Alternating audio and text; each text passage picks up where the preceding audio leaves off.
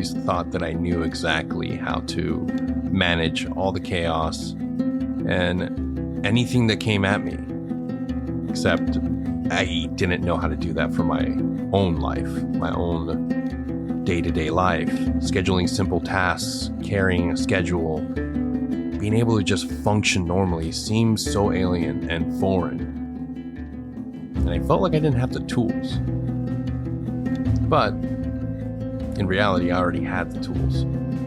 It was just adapting to my new environment. Hi, I'm Danny Caballero, and on this episode of Mindful Minutes, I'm going to show you the tools that you can use right now to get rid of that anxiety when it comes to planning and scheduling your own day-to-day life. It's different from the military, yes, but it's not all that difficult. Mindful Minutes is brought to you by Halt. Let's dig in on this episode.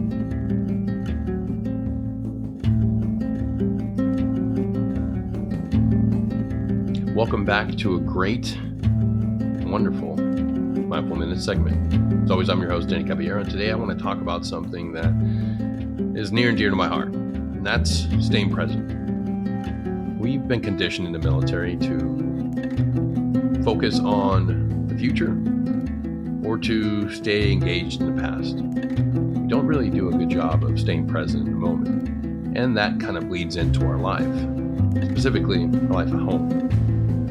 And if you're a transitioning veteran and you're going into that brave unknown, the civilian world, you could start feeling like the civilian world is very chaotic and we're not trained to deal with normal life. We're trained to survive and shine in the chaos of the military. We're the guys that can make anything happen at any time. We're sort of masters of chaos. But you get us out of the military and all of a sudden we feel like the civilian world is the weird place. We don't have a recipe for surviving, or at least we think we don't have a recipe. What if I told you we did? We already have all the tools we need. We just need to frame it the right way, to understand that in reality, we can be just as organized and just as effective in our daily life as a civilian now. Just need a couple tips and some helpful pointers. First off, let's take a look at some of the tools we already have.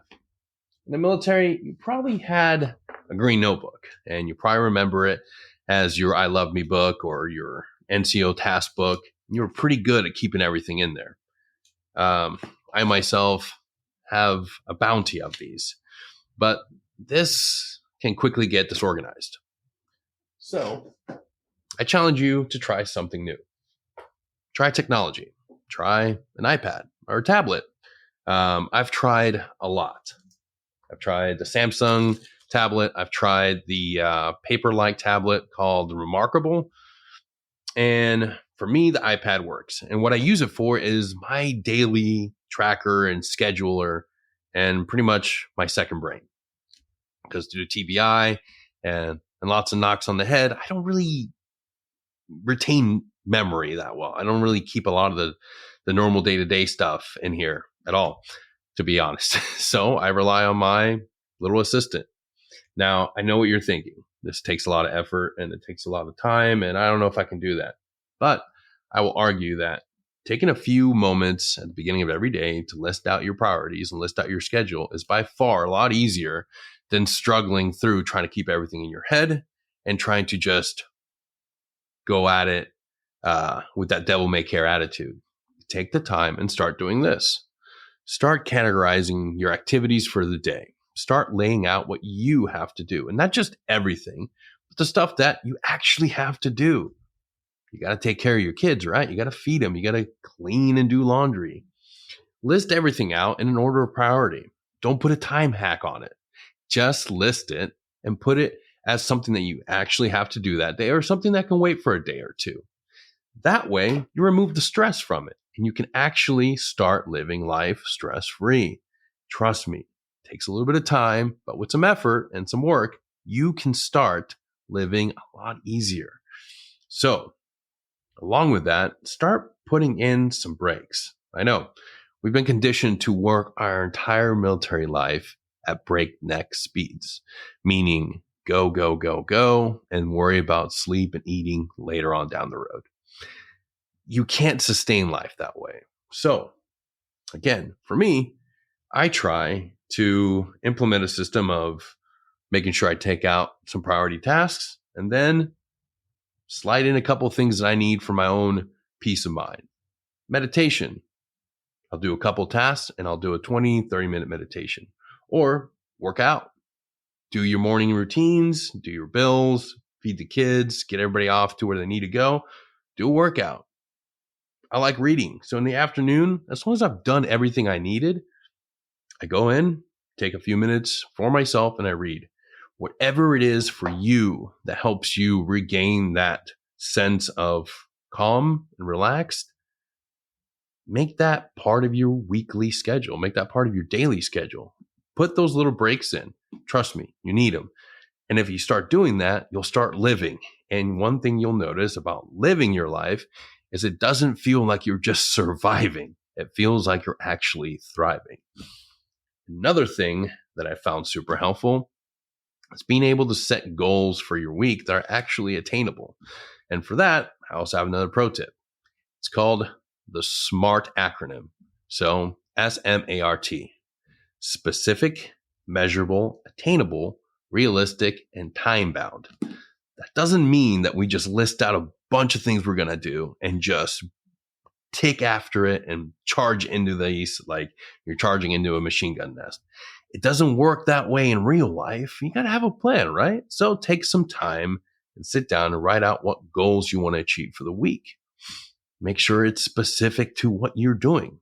Don't say, I want more free time. Look at the things you got to do in order to get that free time. Figure out that, oh, you got to do laundry. Okay. Is it measurable? Is this a task that you can actually track? Well, yeah, if I have one bin of laundry, I can sit here and be like, okay, I'll go through and do all the laundry. Make sure it's an attainable goal. Is this something you can do? Well, I hope so. I mean, we're adults by now. So yeah, I think that's an attainable goal. And is it realistic?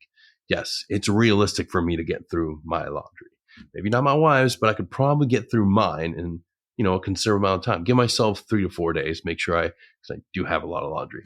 And time bound. Give yourself a deadline, but don't make it restrictive. Don't make it like I've only got an hour and a half, because trust me, you need a little more time. So stick to those. Stick to the SMART acronym and start putting together goals that you want to accomplish in your day-to-day life. Maybe it's that basement that your wife's been telling you to clean out, or the garage. In my case, it's the garage and the spare bedroom and the podcasting room and pretty much every room that's not relegated to her. Doing a bad job at that, but hey, I know how to do this with SMART. So again, to recap, set a schedule. Start focusing on the day-to-day tasks that you can do and stop stressing about them. If they're on a notebook or your iPad or some other sort of tracker, you're able to look at and check off or highlight and look at the progress you're making. And don't get married to the idea that you have to highlight and cross everything out throughout the day. If you're taken care of, if your family's taken care of, there's food on the table, you're fine. Remember, life is supposed to be life. You're supposed to be able to live your life, not stress out every moment. And the more you start engaging by planning and being mindful of your day-to-day moments in life, the better it's going to be, the happier you're going to be, and the happier people around you are going to be. So it's sort of like a really positive thing. Now, I always harp about a lot of books. If you have a problem with keeping good habits and need help, I highly recommend this book, Atomic Habits. Now, James Clear wrote this a few years back, and when I came across it, I didn't have a lot of good habits. I mostly had a lot of bad coping mechanisms and bad habits developed through my entire career in the military. Everything had to be done at that moment. Everything was a priority. Well, I quickly realized that if I don't put myself first, and if everything is a priority, then nothing is a priority. So please do yourself a favor, download some accountability apps, download a habit tracker, anything that you need to do to start building good habits, specifically where you can relate to them and keeping your time tracked and keeping your schedule organized, because it's important for you. In the military, everything was sort of structured for us. when you transition into the civilian world, you have a lot more flexibility, and sometimes that can make you feel lost. You don't have to feel lost anymore. You don't have to feel like you're overwhelmed by the world. You can take ownership of your life. You can take ownership of your schedule and right this wrong. It seems like a lot of work, but it's not. Lastly, if you are somebody that struggles with being creative and struggles with concepts as far as building your business, maybe you want to write that book, or maybe you just want to have a better understanding of how to get into flow, meaning that state of where you're actually being productive and you're engaged completely in your task, I highly suggest the Accidental Creative. I found this when I was at the Star Treatment Center, and I've been using it ever since. It's heavily tabbed, as you can see if you're listening to it. And you obviously can't see, but it's heavily tabbed and marked. And I re-engage with this book monthly, just to give me that solid understanding of what it means to be in that state of flow when I'm being creative, when I'm engaging in my podcast, when I'm engaging in my writing. Being able to be present is one of the most valuable tools you will find. And I found it through mindfulness. So when people ask me what the single greatest thing that I'm able to give back or give to somebody while they're struggling, whether it be in transition or dealing with anxiety, it's the notion of being present. So before we leave today, I want you to practice this with me. I want you to, even if you're driving, this will be safe, I promise. I want you to think about what you're doing right now in this moment. If you're listening to this or watching the video on YouTube, then you're here in this moment with me. I'm not talking about the past. I'm not talking about the future. I'm talking about right now, this moment, right now. This is the present. This is what we have. This is what we can affect. I can't do anything in the next 5 minutes or go back to the beginning of this podcast, but I can affect this moment right now. And I want to tell you that you have everything you need to be in control of your life. All you have to do is focus on the moment right now. So again, to recap, you need to be able to use all your tools. Use an iPad, use a notebook, use the SMART goal setting mechanisms of the SMART acronym. If that makes any sense. I'm not sure. I'm not going to edit this out.